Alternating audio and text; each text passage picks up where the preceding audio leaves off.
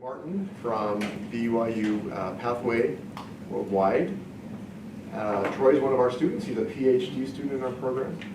Jacob, this is the first time I'm meeting Jacob, but we're grateful to have him as well, and very excited and very interested in what they have to share with us. So if you'll join me in welcoming our speakers today.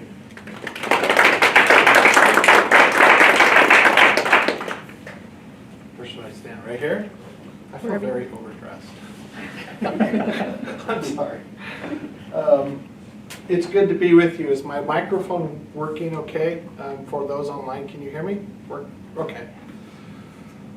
Really good to be here with you today. I am a student in IP&T. Seems like I've been here a while. Randy Davies is on top of me almost every week. So we have a lot of information for you, but I thought what I'd do is start off is just to find out a little bit about what you already know about BYU Pathway Worldwide. So raise your hand if you have family or friends who have taken classes through BYU Pathway Worldwide. Okay. Raise your hand if you've never heard of BYU Pathway Worldwide. Okay, so you have heard of it. Our goal today, between Jacob and I, is to give an overview, but then also to address any questions that you may have about BYU Pathway Worldwide. Our purpose, our ulterior motive in coming, is we have tons of data, and nobody's researching it. And it is everything from evaluation to assessment to research. And I was going to find this picture of Nephi in the cave with all the plates. You know, this room full of data?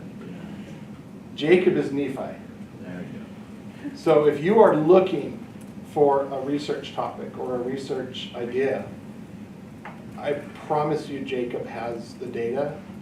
He's got surveys, he's got tons of stuff that's just sitting there. The field is white. It's all ready to research. So that and Jacob will talk more about that. So I'm going to do a really quick overview, but before I do, coming into the seminar today, what questions do you have? What do you want us to talk about? What types of things are you interested in? How many of you, by show of hands, went to the website and looked up certificates? Okay, we're going to talk about that. Question. So I was interested in, because I was over in Ghana, and this was kind of happening over there, and then kind of how this has evolved in terms of, it was kind of in certain places, and then now it's evolved more, and now it's returned missionaries are all available. So are there different programs, or is it all one program, but it's awesome applied differently? Okay, we will talk about that. So I'm from Canada originally, and I know in the YSA there was a big push to have BYU Pathway. I was just wondering, how does it work with different countries? So let's say, in my case, Canada try to integrate with their education system, or France, or how do you work it out with having the same curriculum in so many different places in the world? Great question. How do we, and that is really applicable because right now, this semester in BYU Pathway Worldwide, we are using new curriculum. It's been rewritten. Jacob can probably rattle off 10 IP&T people that have helped rewrite that. And how does that curriculum apply to Canada or Ghana and everywhere in between? Great question. We will definitely talk about that. We've got a question in the chat. How do you support the many teachers you have teaching all the classes? How many people does Pathways impact? How has Pathways impacted people in ways you did not plan? Awesome. Those are great questions. In the back. I was wondering, I've taught a lot of the Pathway teachers, and one of the challenges they face is adapting cultural expectations to the course they're giving, and I would like to know how you do that. All right, do the first part of your question too. I'm just wondering how the teachers adapt to the 4, 5, 6 different cultures that they have within their classrooms, and expectations of what education is, and what learning means, and how you go about getting it, things like that. Okay, great question.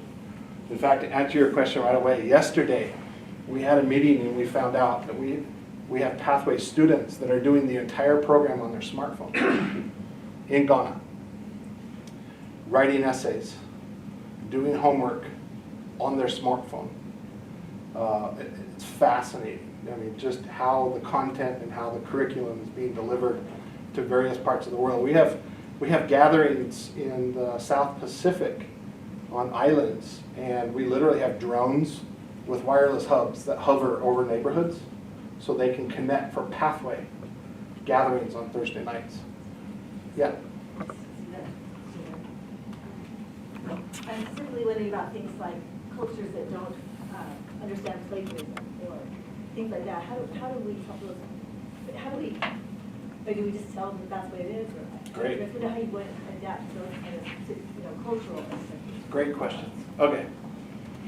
We will address those questions. We'll gathered a bunch of different ideas. We have slides, but we're going to use them as prompts more. But let me do a quick overview. First and foremost, BYU Pathway Worldwide goal, objective, mission is to bring people to Christ. It is to make all of our students disciples of Jesus Christ. President Nelson said, in the church, obtaining an education and getting knowledge are a religious responsibility. We hit my thing, please. We educate our minds so that one day we can render service worthy of somebody else. Okay. So we're spiritually based. BYU Pathway Worldwide is, we use the term, we're looking for the hidden many. We're looking for people who started college and stopped. We're looking for people who want to get a better education, who want to get a better job, and just do not have access to higher education. So BYU Pathway Worldwide is meant for those people that have just been lost. These aren't people that would have gone to a community, but they wouldn't have gone to college at all if they weren't doing Pathway. Pathway is preparing them to go back to college. So we teach life skills and study skills and math and reading. And we do that across anywhere the church is organized. Okay. Good. We are part of church education, the church educational system. We've separated from BYU Idaho about a year ago in 2 days.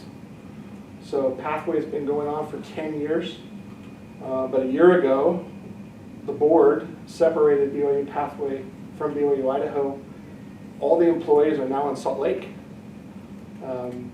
So we are in the Triad building next to LDSVC. And all of our employees make up one floor. So I'll talk about that. Go ahead. What's interesting about BYU Pathway Worldwide, and this is really applicable if you are looking in your research about certificates or persistence or degrees or why people go to school or why they stay in school or why they drop out. About 6 months ago, Pathway pivoted. For 9 years, Pathway was so focused on getting people ready to matriculate to BYU Idaho or to LDSBC or to UVU or, to get them back in higher ed. And we were finding that people were going to school and they're 2 to 3 years down the road and all they had was GEs. And they had to stop, they had to pause, they had to go back to work, had a baby, or there's some family situation. So what they had after 3 years was basically a transcript with a bunch of GEs on it. So Pathway in the very first semester has students identify certificates, which is a fancy new term for badges. Rick. Yeah, I know, I'm excited. It's the fancy new term, but the thing about certificates and the link that I sent out, or that we had sent out before the seminar, is that they stack. So if you just do one semester, you can take that certificate. 89% of Pathway students who earn a certificate in their first semester get a better job. One of the certificates that we're developing right now is for English. English is a second language. 98% of people that get that certificate can go on and get a better job or prepare them to go to college. So it's certificate first, and those certificates stack into an associate's degree. So those certificates stack into a bachelor's degree. So in the announcement, President Uchtdorf talked about the Pathway will coordinate all online higher ed, online higher ed. So anything that's taught online in the church will be coordinated through BYU Pathway Worldwide. We're a .org, we're not a .edu. So the degrees, the certificates come through and from accredited institutions. But we gather those in our website, you can see, and we have the tools that we've built in order to help students get to where they want to go. Okay, next slide. So this is interesting. This is kind of the growth of church education, the students in church education right now. Go ahead, Jacob. BYU's at the top, enrollment's pretty fixed. The next one is BYU Idaho. And you can see BYU Pathway Worldwide. And this is data as of last year. You can see the number of students. Currently, we have 46,000 students enrolled this semester in BYU Pathway Worldwide from 116 countries. This year, this semester, we introduced the concept of virtual gatherings. So you may have heard in years past, you had to go to your Thursday gathering physically, and we had people driving. We had people taking 12-hour train rides just to get to their gathering. We had a lady from Sierra Leone that started 5 years ago. There was no gathering in Sierra Leone, so she moved to Ghana so she could attend Pathway gatherings. And cool fact, she graduated with a medical. She's graduated with a master's degree, and she's now the Minister of Health. She moved back to Sierra Leone. We have a young man in Mexico who started 6 years ago. Started Pathway. He's off his mission. Went through Pathway Connect, matriculated to Idaho, and went to law school. And he became a judge in Mexico City this month. So it's fascinating to find out, number one, how important education is to so many people in the church. And by the way, non-members can join Pathway as well. 20% of our enrollment were capped, but non-members are allowed to go through as well. And we pay tuition by student credit hour depending on the country that you're from. But regardless, you can get a bachelor's degree for under $3,000 if you start through Pathway and go all the way through, regardless of where you live. Except Canada, where there's a tax that we have to do. So, sorry, Randy. All right, so here are the three. We did a lot of research over the last few years. We found out the three things, like why did you not go back to college? Why are you not doing school? The prophets have told us to go to school. The prophets have told us to learn. We all know that you get better jobs, etc. There are three things: cost, fear, and access. And Pathway addresses all of those constraints. Go ahead. I'm going to fly through these.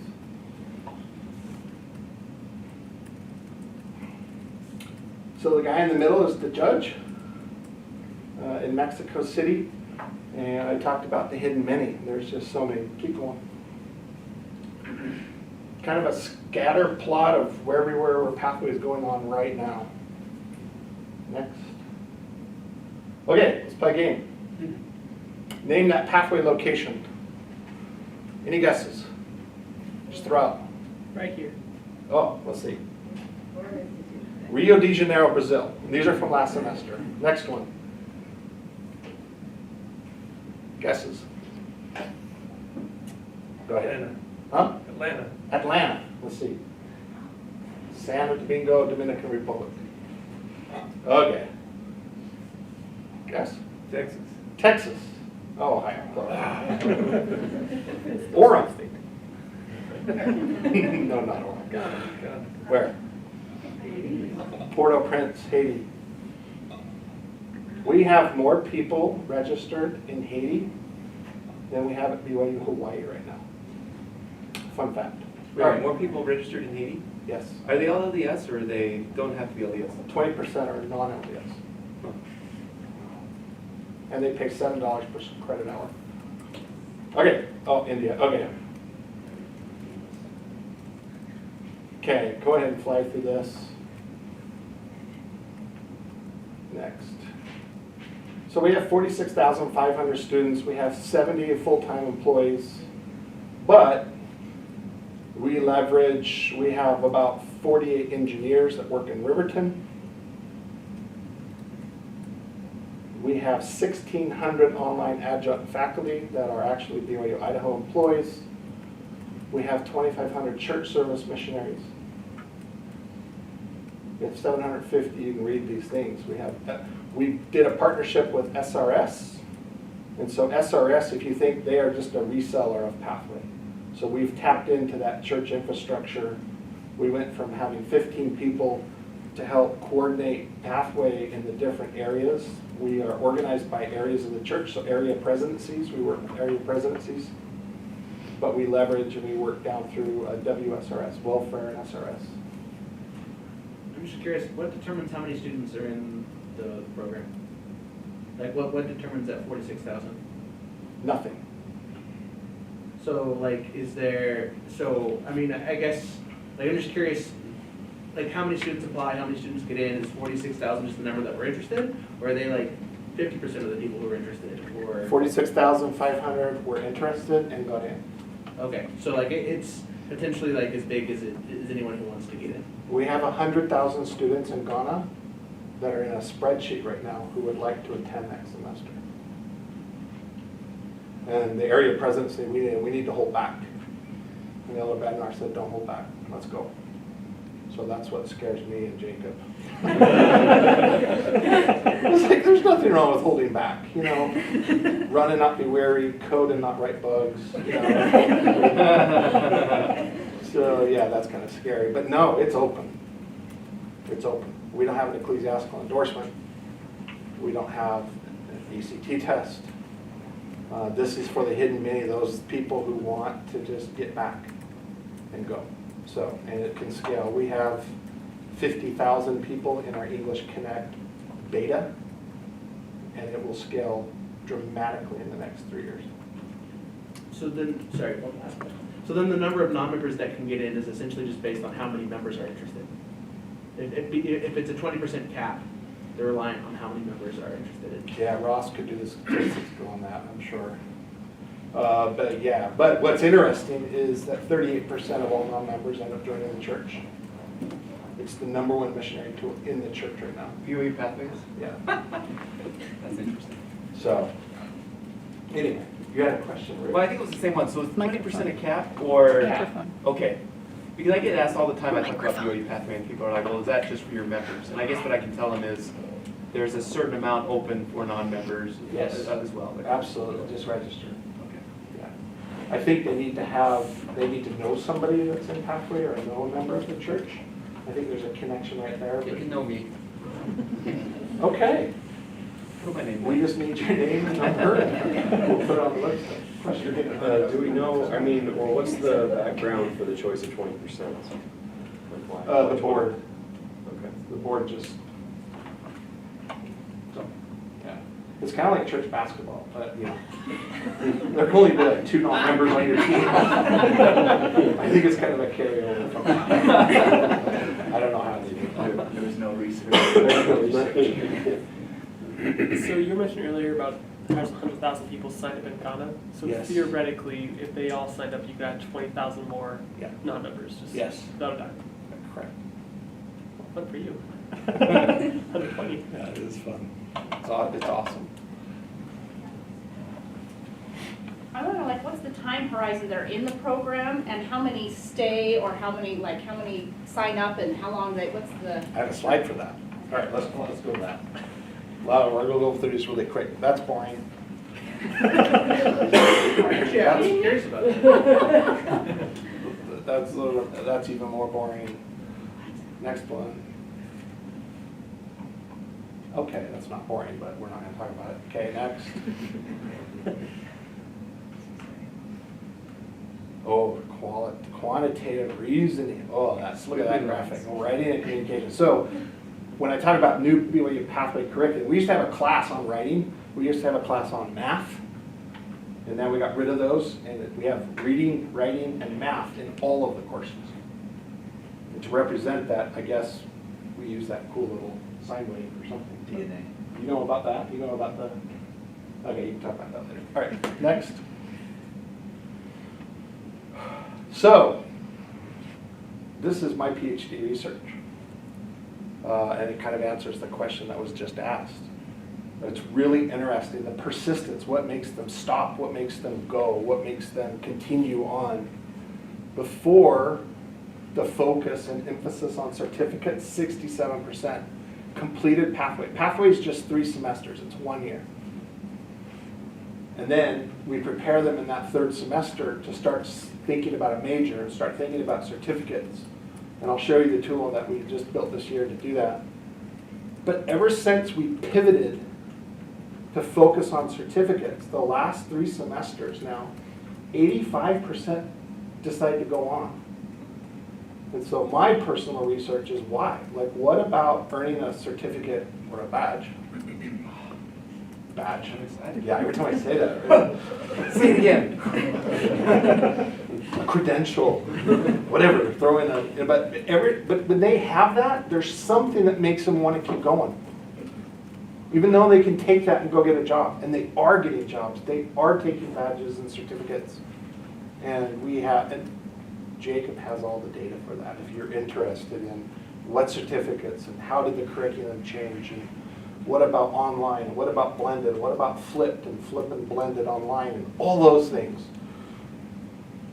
We have flavors of all of it. Okay. So these are 2 examples. We have certificates in technology, and these are the different certificates and badges that you can earn. We have applied management, and we got 20 more. All of this is really cool, but what's interesting is the lower right. Of the 40, and it's 46 now. Of the 40,000 students, of all the students that are in BYU Pathway right now, 70% would not have otherwise pursued higher ed. They just wouldn't do anything. We sent a letter out to all of the returned missionaries throughout the church that have come home in the last 5 years and said, congratulations, if you're home playing Xbox and PlayStation right now, you are admitted to Pathway. Let's go. And there's scholarships. These are people that are coming home from missions. These are housewives. These are 100 different types of people that are just saying, I need to go back to school, and Pathway helps them get ready to do that. So 70%, it's not like they would have gone to a community college or done something online. They wouldn't have gone. So that's a really interesting subject, and there's a lot of research just in that one little red bubble. Yes? Okay, we have a question in the chat. Can you talk about the church's global education initiative and what is in the pipeline for kids below higher ed, elementary or secondary school? Yeah, that is a great question. So in the commissioner's office, there is GEI, or the Global Education Initiative. That is, so we assume people can read and write. So before they can take English Connect and learn English as a second language, they need to know how to read and write in their own language. GEI addresses that group. So it helps with skills, just basic learning. So, okay? No? Okay, next one. What time is it? Okay, 5 minutes. Let me fly through some of the applications. This is the technology that we have. In the last year and a half, we built 15 brand new systems so that we can scale to meet the demand. Our version of AIM is called PATH. You can just fly through this and just build it up. We use APIs. Peter will be excited about that. If you haven't taken the 760 class, please do. It's all about APIs and cool stuff. We built a tool called Grad Planner. By show of hands, who's familiar with BYU Idaho's iPlan? Okay, iPlan is a tool. It's kind of like, what do we call it at BYU? It's AIM, but it's plan your degree, no. MyMap. It's like MyMap, but it works. Okay? So that's kind of a good explanation. So we use Canvas, 100%. Every student in Pathway uses Canvas. In fact, Canvas is not Learning Suite. Canvas is used across all the schools in the church. I'll just stop right there. We have advising and retention. We have a student portal. We don't have a campus. Our campus is our portal. and I'll show you some pictures. And then, of course, virtual gatherings. Ever since we introduced virtual gatherings this year, 60% of all gatherings are now virtual.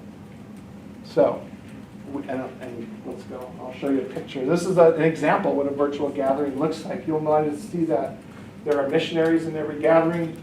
We have a lead student every week. A student is asked to lead the discussion and to walk through the curriculum and stuff for that day. Fascinating research is to watch gatherings in Russia versus gatherings in Brazil, in Ghana, and just see how online classes differ by country. I think that was one of the questions. It's a fascinating thing to observe and to find out. Do scores go up? Do they stay the same? All of our textbooks are digital. Royce will like that. So they don't have to, what's that? It depends. I didn't say free. I know. I didn't say OER. Okay, all right, next one. This is the portal, next. This is our grad planner for front screen. So the very first thing that they do in grad planner is do an interest inventory, an assessment, and say, we find out, what are you interested in?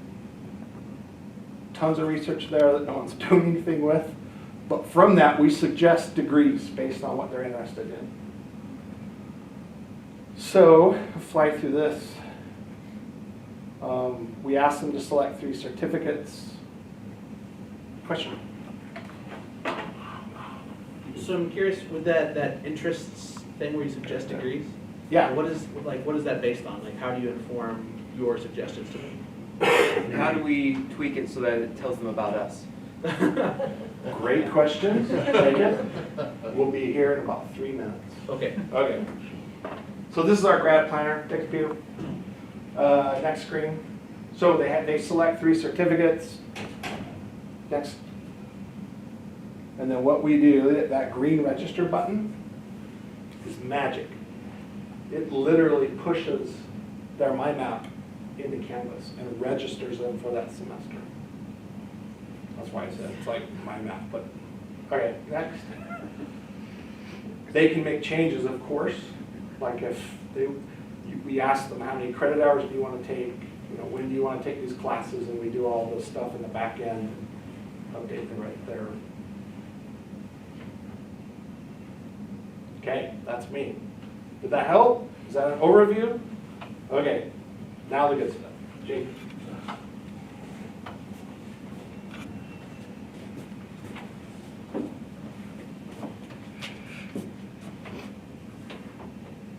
So I'll just,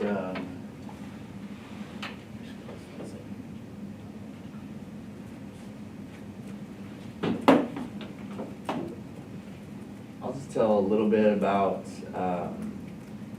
where I'm from. I'm from Rexburg, Idaho, and I went to BYU, Idaho. Then I went here, took a class from Randy Davey, and we did research on like all the dissertations, and research has been done on asking the question, comparing online to face, and just like, it was just endless dissertations on that question. Kind of like the more you learn about that, the more you learn that's probably the wrong question. And really, I actually share that often, the results of that research with colleagues at Pathway a lot, of making sure that we spend a lot of time in what questions we want to ask and the thought that goes into the questions that are asked. And then I went to the University of Utah, and I did my dissertation on international students, and they were Pathway and BYU Idaho online students, and their experience with their instructors, their views of authority, their views of other classmates, and the way that they, quite frankly, students would rather get a 0 on an assignment than confront their instructor in most cases. And so just fascinating research on understanding what are the little subtle cues that we give to our international students based on their secondary and primary education experience. experiences and how that kind of culture, that culturation before they get into Pathway and how that carries over. And our online instructors are all from a few of the states here in the United States. And so they don't have any background on that. They just go right into their curriculum and start grading and start, approaching it, the international students that way. And plagiarism is very US-centric. You either meet this or you don't, and you get, a 0 on that assignment. There's no explanation. It's very discouraging for our international students.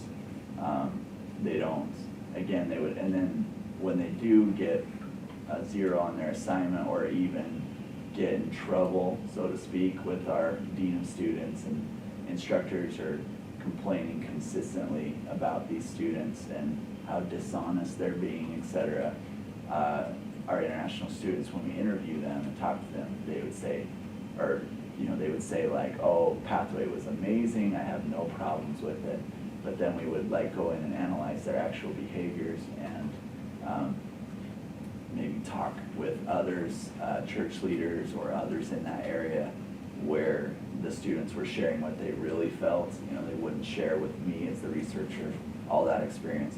And then again, they would rather avoid going through the process of reconciliation for their plagiarism or whatever. They'd rather avoid that altogether and just drop out of Pathway altogether. So it's a very huge issue, and the more we grow internationally and the more that the instructor and that curriculum is the face of their entire university experience, then the more that those cultural differences are becoming a really significant factor in retention and satisfaction by students.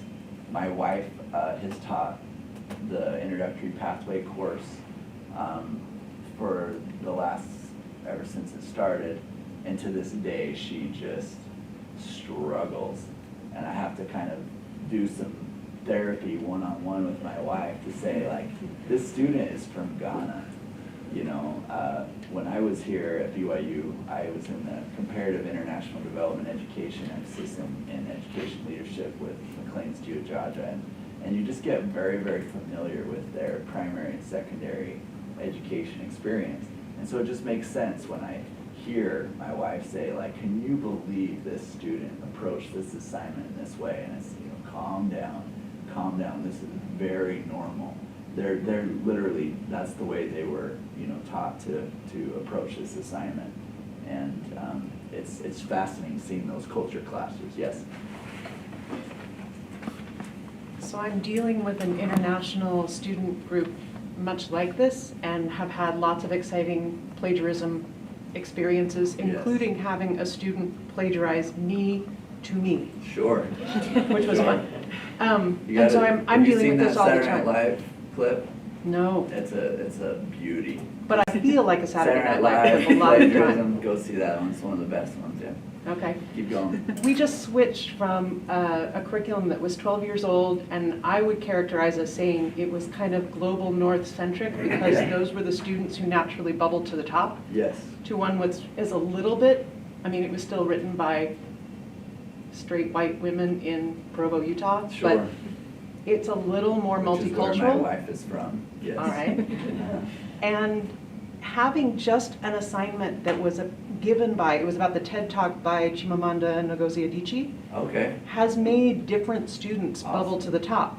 You can see that they're much more articulate when they see somebody who is like them, talking about problems that they have and things that they've experienced. How much does Pathways try to integrate these other cultures and other countries into the curriculum? yeah, it's a great question. If you do look at, honestly, the team that's building our curriculum and evaluating it, they're white male IP&T students, which is great, which is awesome. And they really are doing as much data analysis of international student focus groups as they can, right? And it is quite a challenge. We talk about it all the time. again, the reason it's so significant is because that Canvas experience of the curriculum and the online structure is their entire university experience. It's just, you know, if we could buffer it with other experiences that were a little bit more, you know, their gathering is a huge thing. They have a local missionary, and that's awesome because then they can, you know, they can help each other in those gatherings with other people from that same culture. But the certificate first approach is huge because when we first started, you know, I think one of their first GE courses that they took online was about American foundations. You know, so our Ghanaian students are just like, you know, that was, I think, one of the first online classes that they would take. And so I wish we did more research, and I wish for anyone who is interested, they can email me part of your class research or thesis ideas or dissertation ideas. There's just so much to be done, and we feel like we're growing faster than, I feel this, faster than our research could ever catch up to inform that. And so the, you know, building the airplane while in flight is probably our approach on that curriculum, especially internationally. It's good timing though, because all the new curriculum just came out this semester. It's kind of curriculum version 1.0. And so we are doing online surveys and assessments and focus groups, and we're gathering data internationally to find out how can we make this more applicable. I mean, to create an online course that has to work in the Philippines, in Ghana, in India, and Orem is the challenge. But there are opportunities to improve it. And so right now, the focus was just to get the new curriculum out this year. And now all those questions are being asked. But there's no one that's looking at the data. Did I mention that? There's so much data. It's kind of like we use the term defending your dissertation. What you're really defending is your data before someone else gets to it. So there's just a lot there. How much time check? How are we doing on time? About 8 or 9 minutes. 8 or 9 minutes. Okay. Awesome. So, any other questions? I can talk through the major research areas that we are struggling to catch up with. We have a very entrepreneurial culture at Pathway, and so daily I brush up between the entrepreneurial approach and the research lens. And so every day I would say, you know, learning research and the skills for research has been so helpful to try to establish credibility with our entrepreneur leaders. But I think even more critical would be if I could go back and ask my professors to include something in my preparation education, would be like how to negotiate, how to maybe like how to politic a little bit, you know, like obviously maybe that comes natural to you, but it doesn't come natural to me.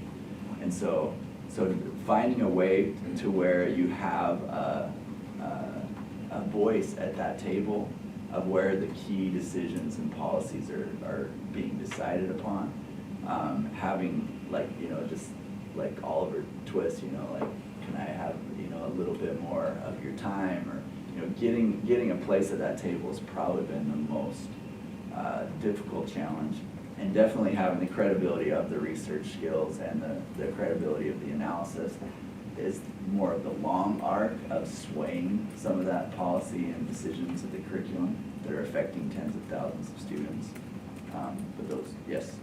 Okay, we have a question in the chat. Esther is wondering about disability status. Disability status.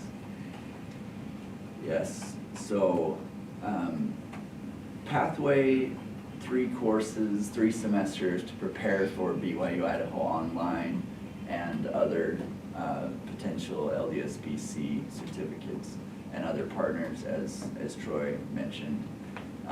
As of right now, Pathway is straddling both sides of saying, Pathway is a preparatory curriculum, it's not a university. Our missionaries are not faculty. And so it kind of plays that one leg in that game. And then as far as everything accreditation and the legal view for students with disabilities and the offerings for them, it's really partnering with BYU Idaho.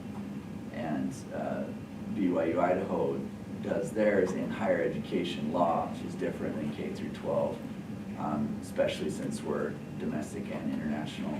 They approach it by, if the student asks for help, then BYU Idaho has an office that's always reviewing to make sure that our curriculum is ADA compliant. So she did ask a couple of follow-up questions. So at BYU Pathway, do you collect info about accommodations needed, and do students receive those accommodations, or is it just on an as-they-ask basis? Yeah, so we do some proactive research. That's a great question. Trying to understand students with disabilities and what their needs are in curriculum especially. And then we take those back to, at this point, BYU Idaho, who manages that's the legal side. But primarily, these are if students self-select and let us know what their needs are. And then we're always scouting, what other universities are dealing with and litigation and understanding like where we need to be to preemptively be ahead of students.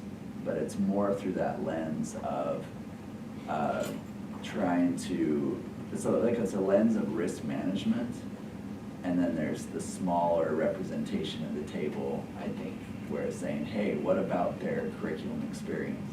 I think that probably isn't as loud as it needs to be. That perspective needs to be even better of just saying like, creating curriculum for those with disabilities and the student experience for the sake of it being the best that it possibly can be. We need more research and more representation on that. JK, don't say that. Hire me. Okay, done.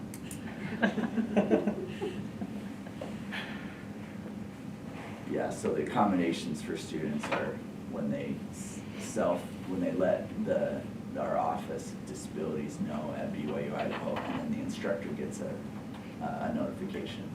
And then the instructor is given all these nudges and recommendations of how to approach that particular student.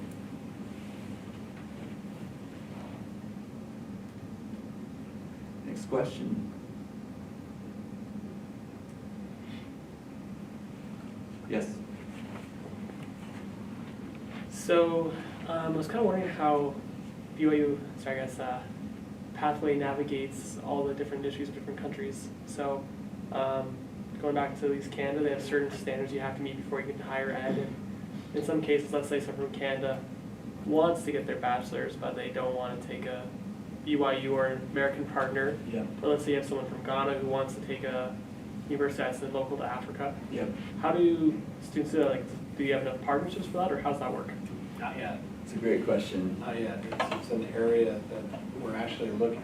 It's not just partners in education, but it's also partnering with people who are hiring, and then connecting students who want to learn a topic, companies that are willing to hire, and then making sure that we're teaching the right courses from the right providers. Right now, we're limited to just church education system. There is a lot of interest from UVU. UVU, we probably have about 4,800 Pathway students on their campus every Thursday doing gatherings. So they're familiar with the campus, they're close, but how do they matriculate to UVU? We don't know yet. I mean, all that's new. But we do have to make sure that we're compliant with privacy laws in Canada and Russia, California, another country. They all want to have their own privacy law, so it's a big challenge, but honestly, it's just, that's kind of where we're at, so. Yeah, we do, you know, when a self-reliance services manager in the country says, you know, Pathway's perfect for our students, but the BYU Idaho online offerings are not matched to local economic needs. And so we just need you to fill out these forms because this local university, we have recent ones in Puerto Rico, in Australia, it's University of Southern Queensland, where we're able to go through their process and they're saying, if your students, they're looking for more enrollments, so saying if your students go through Pathway, they don't have to take the entrance exam, you know, this would be some, and that was a one-off, you know, depending on self-reliance services and their strategy in their area. We are out of time. Yep. Well, I hope this was helpful. There's a lot of information in very little amount of time. We're here for a bit. I do have meetings I need to get to, so I need to take off in a little bit. But if you're interested in any more information, we'd be happy to help you. And if you're interested in research topics or just different things, let us know and we'd be happy to help. So thank you. Let's thank Jacob.